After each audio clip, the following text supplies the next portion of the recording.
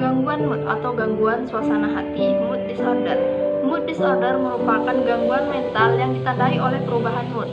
Nah, gangguan suasana hati ini meliputi gangguan-gangguan yang terdapat pada mood, dimulai dari depresi yang ekstrem hingga mania yang ekstrem. Suasana hati atau mood mengacu kepada pengertian emosi yang bertahan lama yang mewarnai seluruh kehidupan manusia, yang melibatkan bagian depresi maupun kegembiraan atau mania. Baik anak-anak, remaja, maupun orang dewasa bisa mengalami kondisi ini. Sementara itu, wanita lebih sering disebut mengalami gangguan mood dibandingkan pria. Mood disorder merupakan gangguan mental yang masih bisa diatasi, bahkan penderitanya masih dapat menjalankan aktivitas normal dengan pengobatan yang diberikan oleh dokter atau psikiater. Gejala yang timbul pada penderita kondisi ini bisa berbeda-beda. Hal ini tergantung pada jenis gangguan mood serta usia masing-masing penderitanya. Nah, secara umum, ada ciri-ciri atau gejala mood disorder yang sering terjadi, yaitu ada perasaan sedih, cemas, atau hampa yang terus-menerus terjadi, merasa putus asa atau tidak berharga, kurang energi atau merasa lesu, rasa bersalah yang berlebihan, kehilangan nafsu makan atau makan berlebihan, perubahan berat badan seperti berat badan berkurang atau bertambah, terlalu sering tidur atau tidak butuh tidur, kehilangan minat pada aktivitas yang sebelumnya disenangi, kesulitan berkonsentrasi, mudah marah, bahkan sering memikirkan kematian. Nah, selain tanda-tanda tersebut, gejala gangguan bipolar juga biasanya disertai dengan fase mania penderitanya merasakan kebahagiaan ekstrem.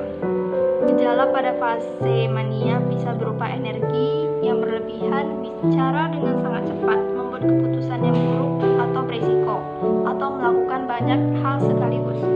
Nah, adapun teori psikologis tentang gangguan mood. Yang pertama itu ada teori psikoanalisis tentang depresi. Nah, tokoh psikoanalisis ini adalah Sigmund Freud. Menurut Sigmund Freud, potensi depresi muncul pada awal masa kanak-kanak.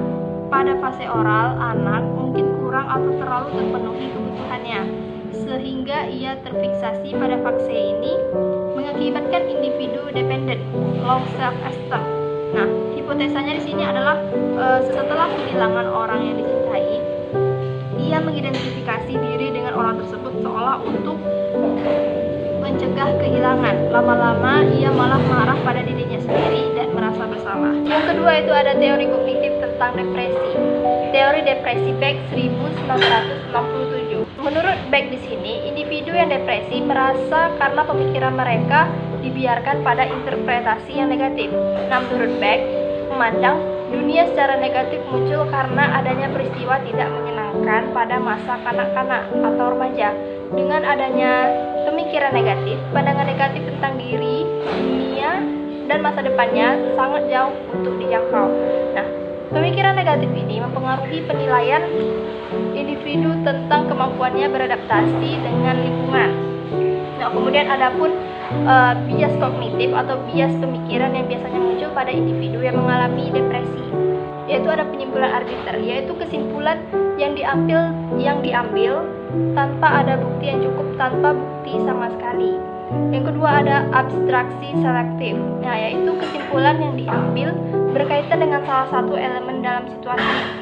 Kemudian ada overgeneralisasi, penyimpulan keseluruhan yang ditarik berdasarkan peristiwa tunggal yang mungkin mengecoh. Yang terakhir ada membesarkan atau mengecilkan, yaitu berlebihan dalam penilaian utama. Baiklah, materi yang ketiga yaitu teori helplessness dan hopelessness. Teori ini memiliki 3 teori lagi, yaitu yang pertama teori leader helplessness, yang kedua attribution and learned helplessness, yang ketiga barulah teori hopelessness. Yang pertama yaitu teori learned helplessness, yang artinya teori ini adalah kepasifan individu dan perasaan tidak melakukan atau mengontrol hidupnya, diperoleh dari pengalaman tidak menyenangkan dan trauma yang gagal dikontrol oleh individu, menghasilkan ketidakberdayaan yang mengakibatkan depresi. Teori yang keempat yaitu teori interpersonal tentang depresi. Menurut teori ini, individu yang depresi cenderung memiliki hubungan sosial yang kurang baik dan menganggap mereka kurang memberikan dukungan. Sedikit sedikit dukungan sosial dapat mengurangi peristiwa hidup yang negatif dan membuat mereka rentan terhadap depresi. Sudut pandang lainnya menyatakan bahwa individu depresi cenderung mencari-cari kepastian bahwa orang lain sungguh-sungguh memperhatikan mereka. Meskipun sudah cukup meyakinkan akan hal ini, mereka masih kurang merasa puas. Konsep diri yang negatif menyebabkan mereka meragukan umpan balik yang diterima, dan mereka terus mencari kepastian, dan hal ini mulai mengganggu orang lain. Selanjutnya, mereka mencari umpan balik negatif untuk memvalidasi konsep diri mereka yang negatif. Teori yang kelima yaitu psikologi tentang gangguan bipolar. Yang pertama, tekanan hidup adalah faktor penting munculnya gangguan bipolar.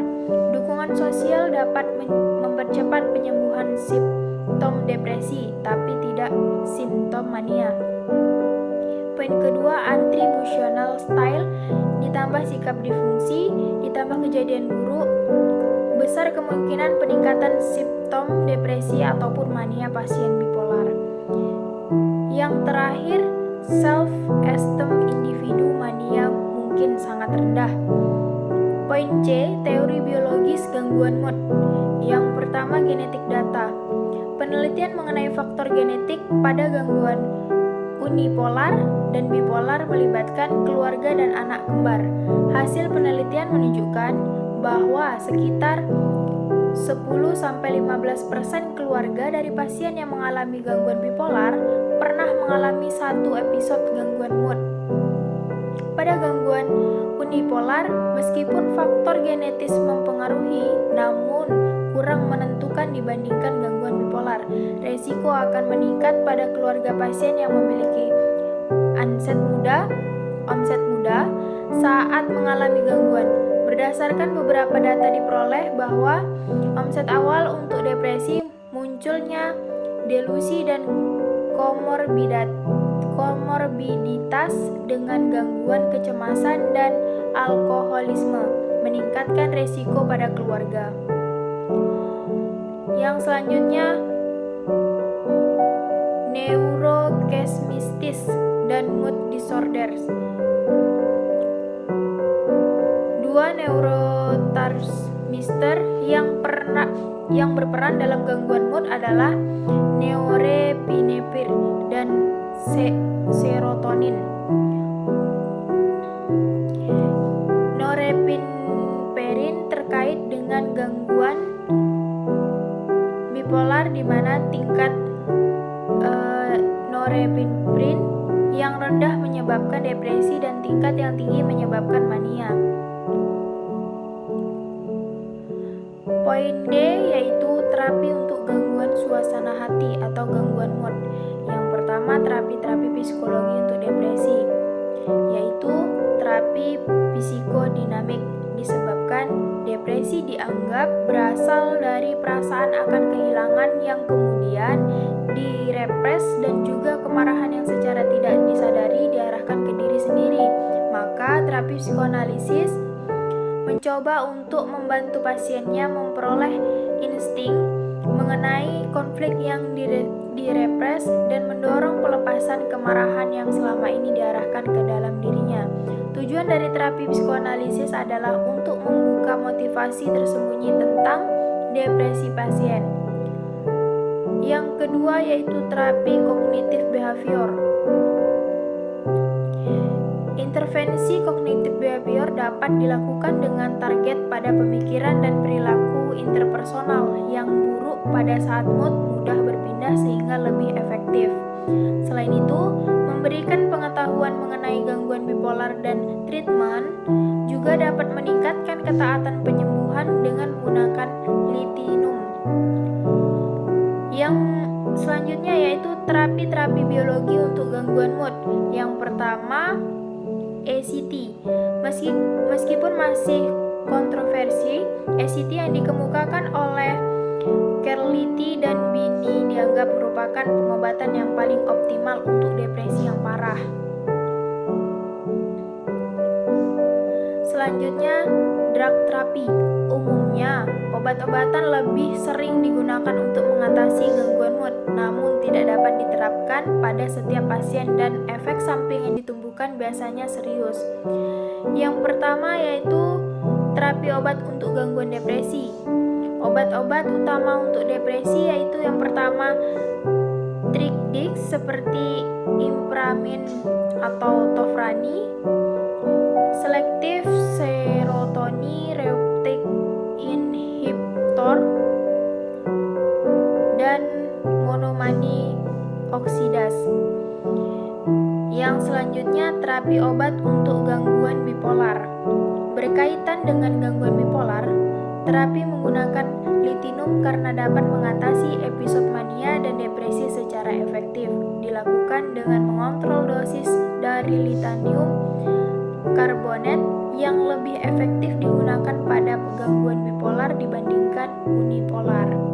Gangguan mood pada masa kanak-kanak, remaja, dan bunuh diri. Gangguan mental pada anak cukup umum dan terkadang parah. Sekitar seperempat anak dan remaja mengalami beberapa jenis gangguan mental pada tahun tertentu, sepertiga pada suatu waktu dalam hidup mereka.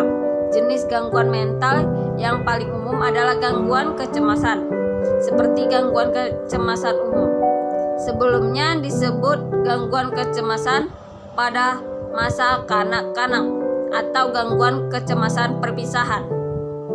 Anak-anak dengan penyakit mental mungkin mengalami gejala klasik dari gangguan tertentu mereka, tetapi mungkin juga menunjukkan gejala lain termasuk yang pertama, kinerja sekolah yang buruk, yang kedua, kebosanan yang terus-menerus, yang ketiga, sering keluhan gejala fisik seperti sakit kepala dan sakit perut, yang keempat, masalah tidur atau nafsu makan seperti tidur terlalu banyak dan terlalu sedikit, mimpi buruk atau berjalan dalam mimpi.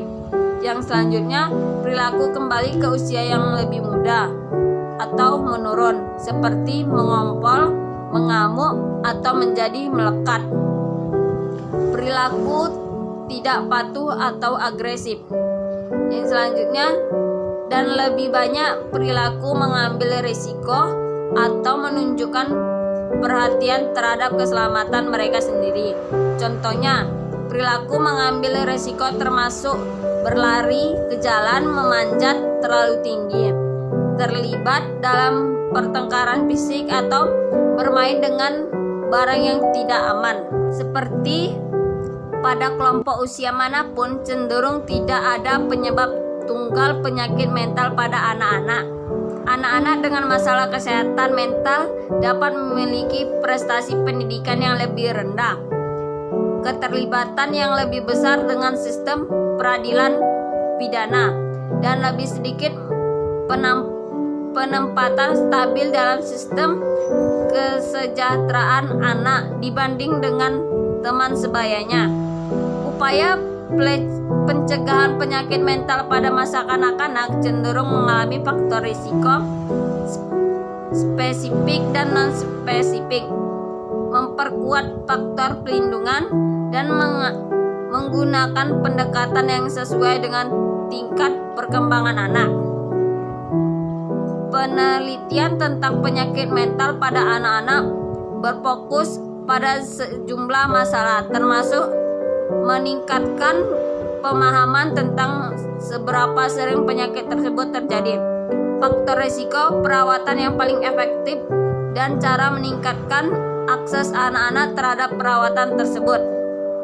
Yang selanjutnya, gangguan pada masa remaja. Dokter lebih mungkin mendiagnosakan anak perempuan dengan gangguan mood seperti depresi dan kecemasan dibandingkan dengan anak laki-laki. Sedangkan gangguan seperti gangguan attention deficit, hyperactivity, dan autisme gangguan spektrum lebih sering diberikan pada anak laki-laki.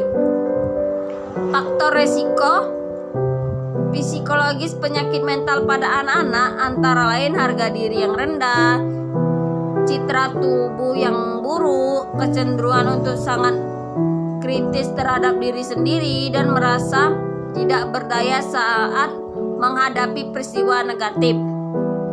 Gangguan mental remaja agak terkait dengan stres perubahan tubuh, termasuk fluktuasi hormon pubertas serta ambivalensi remaja terhadap peningkatan kemandirian. Dengan perubahan dalam hubungan mereka dengan orang tua, teman sebaya, dan lainnya. Remaja yang menderita gangguan perilaku, ADHD, kecemasan klinis, atau yang memiliki masalah kognitif dan belajar, serta masalah yang berhubungan dengan orang lain. Selanjutnya, gangguan mood bunuh diri. Dalam kondisi yang parah, seseorang dengan gangguan mood dapat memiliki kecenderungan untuk menyakiti diri sendiri atau orang lain, hingga keinginan untuk bunuh diri. Mood disorder termasuk gangguan kesehatan mental yang umum terjadi. Dilansir dari Matlab Plus, gangguan ini mempengaruhi 1 dari 10 orang yang berusia 18 tahun ke atas.